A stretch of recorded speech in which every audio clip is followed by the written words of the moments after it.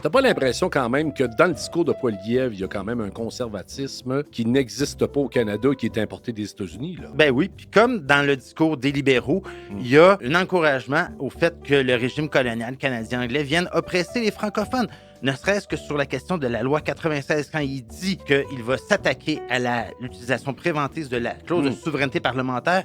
Il vient dire « Je vais continuer l'œuvre de Pierre-Éliott Trudeau et de tous ceux qui l'ont suivi, c'est-à-dire Paul Martin, Jean Chrétien et compagnie. » Mais, qu'est-ce qui arrive dans la chronique? C'est que je vais parler de pendant que les Québécois s'apprêtent à voter pour Carney puis à redonner une majorité aux libéraux, ben il y a des gens qui se lèvent et qui livrent bataille.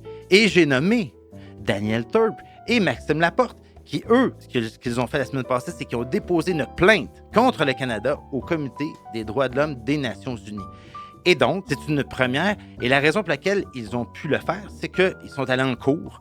Et les différentes instances des cours canadiennes, étant donné que c'est des cours canadiennes, donc du régime canadien, du régime colonial canadien-anglais, bien, ils ont refusé d'entendre la cause parce que des nouveaux éléments de preuve que je vais vous dévoiler lors de la chronique. Donc, le Canada pourrait être accusé de s'en prendre à une minorité dans le cadre de ses droits politiques.